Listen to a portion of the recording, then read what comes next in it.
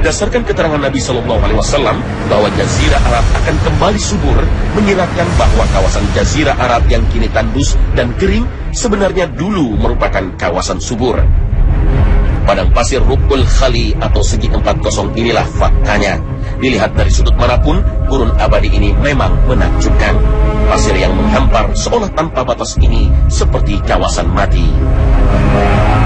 Namun sejumlah mata air dan kandungan garam ditemukan hingga muncul keyakinan kawasan kosong ini dulunya merupakan kawasan subur.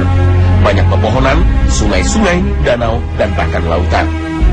Inilah yang kemudian mengingatkan para ahli akan kota Atlantis padang pasir yang hilang. Kota yang hilang inilah kota yang disebut Al-Quran dengan sebutan Iram. Dalam firman Allah Subhanahu wa Ta'ala, Irama Zatil Imad, atau kota Iram yang dipenuhi tiang pancang yang kokoh. Sebuah kota yang dihuni kaum Ad, umat Nabi Hud alaihissalam. Kota ini ditenggelamkan Allah Subhanahu wa Ta'ala ke dalam pasir setelah dihempaskan angin sangat kencang hingga membinasakan kaum Ad akibat kekufuran mereka terhadap Nabi Hud alaihissalam. Sejarah mencatat Nabi Hud alaihissalam merupakan nabi pertama dari 4 nabi berbangsa Arab lain, yaitu Nabi Soleh, Nabi Syuaib, dan Nabi Muhammad SAW. Nabi Hud alaihissalam diutus Allah Subhanahu wa Ta'ala untuk menyeru kepada bangsanya sendiri, yaitu kaum Ad, di kawasan yang disebut Al-Quran dengan nama Al-Ahqaf, yaitu kawasan berpasir antara negeri Oman dan Hadramaut, Yaman Selatan. Di kawasan inilah Allah memberikan anugerah negeri yang subur dengan limpahan rezeki yang banyak. Bahkan Allah memberikan karunia penduduknya dengan tubuh yang kuat. Namun anugerah ini justru membuat kaum ini berlaku sombong. Allah Subhanahu wa Ta'ala berfirman, adapun kaum Ad, maka mereka menyombongkan diri di muka bumi tanpa alasan yang benar dan berkata, siapakah yang lebih besar kekuatannya dari kami? Dan apakah mereka itu tidak memperhatikan bahwa Allah yang menciptakan mereka adalah lebih besar kekuatannya dari mereka, dan adalah mereka mengingkari tanda-tanda kekuatan kami. Al-Quran Surah Fussilat ayat 15. Selain kuat, kaum Ad memiliki tubuh yang tinggi dan besar, sehingga sanggup membangun rumah-rumah dan istana yang diukir di batu-batu besar. Kepandaian itulah yang membuat mereka membangun istana-istana megah dengan cara mengukir batu dengan tiang-tiang yang besar dan tinggi. Inilah yang disebut Allah Subhanahu wa Ta'ala dalam Al-Quran saat kaum Ad yang diberikan anugerah besar itu justru kufur kepada Allah Subhanahu wa Ta'ala. Apakah kamu mendirikan pada tiap-tiap tanah tinggi bangunan untuk bermain-main, dan kamu membuat benteng-benteng dengan maksud supaya kamu kekal di dunia? Al-Quran Surah Asy-Syu'ara ayat 128 hingga 129. Itulah penduduk sebuah kota, negeri Atlantis padang pasir yang hilang seperti disebut-sebut para ilmuwan, yaitu Iram, kota terhebat dalam sejarah manusia yang disebut Al-Quran dengan kota terhebat yang tidak pernah ada sebelumnya. Allah Subhanahu wa Ta'ala berfirman, apakah kamu tidak memperhatikan bagaimana Tuhanmu berbuat terhadap kaum Ad, yaitu penduduk Iram yang mempunyai bangunan-bangunan yang tinggi yang belum pernah dibangun suatu kota seperti itu di negeri-negeri lain. Al-Quran Surah Al-Fajr ayat 6 hingga 8.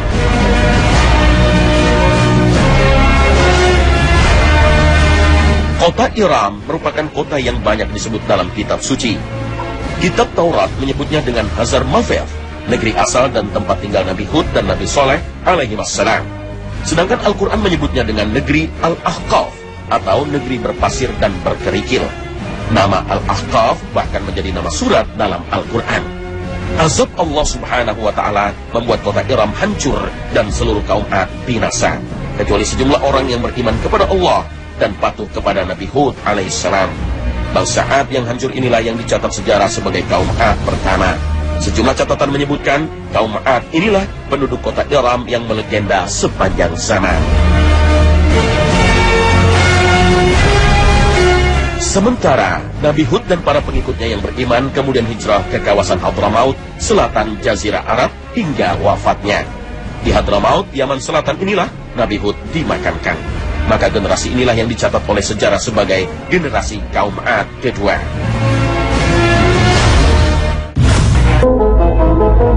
Dalam sebuah hadis yang diriwayatkan oleh Imam Muslim dari Abu Hurairah secara marfu, Rasul Shallallahu Alaihi Wasallam bersabda, tidak akan terjadi hari kiamat sehingga tanah Arab menjadi lahan yang subur dan dialiri sungai-sungai. Hadis riwayat Muslim. Sebagian ulama mengartikan kata murujan wa anhara dengan subur lagi makmur kembali dengan padang-padang rumput dan sungai-sungai. Sekarang ini kita telah mulai menyaksikan kebenaran sabda Rasul Sallallahu Alaihi Wasallam ini. Tanah Arab yang dahulunya tandus dan kering kerontang, kini mulai menghijau dan ditumbuhi rumput-rumputan dan pohon-pohon kayu. Misalnya, padang Arafah di Mekah Al-Mukarramah yang dahulunya hanya dikenal sebagai padang pasir, tandus dan tidak ada pohon-pohonan, sekarang telah berubah, banyak dikelilingi pohon-pohonan, sehingga kelihatan menghijau dan kita dapat berteduh di bawahnya. Bahkan suatu saat tidak hanya di Arafah, tempat lainnya akan ada sungai-sungai yang mengalir. Perubahan iklim di kawasan Timur Tengah belakangan ini tampak mengisyaratkan kebenaran hadis Rasul Shallallahu Alaihi Wasallam. Tak hanya curah hujan yang meningkat, bahkan salju mulai turun secara reguler sejak tahun 2009. Beberapa negara yang mendapat hujan salju antara lain Arab Saudi, Palestina, Suriah, dan Lebanon. Hal yang cukup mengejutkan adalah terjadinya badai salju dan hujan salju yang sangat deras pada awal Januari 2015 lalu. Peristiwa ini tentu mengejutkan banyak pihak, karena sebelumnya tidak pernah terjadi perubahan cuaca yang begitu drastis seperti dialami saat ini. Di Arab Saudi, salju terbanyak menimpa kawasan Tabuk. Bahkan hujan salju turun di jalur antara Makkah dan Madinah. Hal ini cukup menghebohkan masyarakat luas. Fenomena ini mengingatkan kita pada perkataan Rasulullah SAW kepada Mu'az bin Jabal saat perang Tabuk. Kalau umurmu panjang, wahai Mu'az, maka engkau akan melihat tempat ini penuh dengan kebun-kebun. Salju merupakan komponen utama untuk pembentukan tanah menjadi basah dan berair, sehingga tanah yang gersang jika tertimpa salju terus-menerus akan menjadi subur.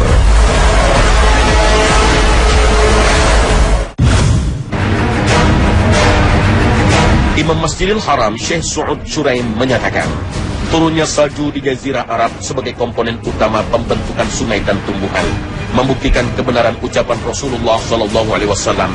Ucapan yang disampaikan 14 abad silam ini bahkan menegaskan hal penting yang akan terjadi. Rasulullah SAW bersabda, hari kiamat baru akan datang setelah negeri Arab kembali menjadi padang yang hijau dengan tumbuhan dan sungai-sungai. Hadis riwayat Muslim.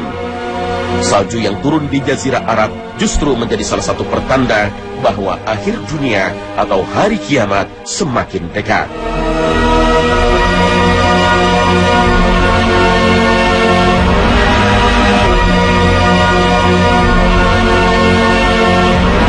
Fenomena yang sejalan dengan hadis Rasulullah SAW ini kemudian diteliti oleh para ilmuwan dari Universitas King Abdul Aziz, Arab Saudi bersama para ilmuwan mancanegara. Salah satunya Profesor Alfred Kroner, seorang ahli geologi terkenal dari Departemen Ilmu Bumi, Institut Geoscience Johannes Gutenberg University, Jerman. Ketika ditanya tentang kebenaran informasi yang dikabarkan Nabi Muhammad SAW 1400 tahun silam ini, Profesor Kroner dengan tegas membenarkan. Karena sebenarnya proses itu sekarang sedang terjadi. Era salju baru, New Snow Age, sebenarnya telah dimulai. Sekarang salju di kutub utara sedang merangkak, bergeser perlahan-lahan ke arah selatan, mendekati semenanjung Arab. Hal ini dapat dibuktikan dengan fakta dan sains. Tanda-tanda itu nampak dengan jelas di dalam badai salju yang menghujani bagian utara Eropa dan Amerika setiap musim salju tiba. Sekarang terbukti bahwa salju telah beberapa kali turun di dataran Arab. Bahkan kini di gurun Sahara pun telah mulai menunjukkan fenomena yang mengagumkan. Gurun pasir saat ini telah mulai hijau kembali dengan tumbuhnya rerumputan. Allah Subhanahu wa Ta'ala berfirman, Al-Quran ini tidak lain hanyalah peringatan bagi semesta alam, dan sesungguhnya kamu akan mengetahui kebenaran berita Al-Quran setelah beberapa waktu lagi. Al-Quran Surah Sad ayat 87 hingga 88. Oleh karena itu, fenomena munculnya aliran sungai dengan butiran es di kawasan gurun abadi Rub'ul Khali atau Quarter MT bisa jadi menjadi pertanda perubahan kawasan ini menjadi subur kembali, seperti yang diberitakan oleh Rasulullah Muhammad sallallahu alaihi wasallam.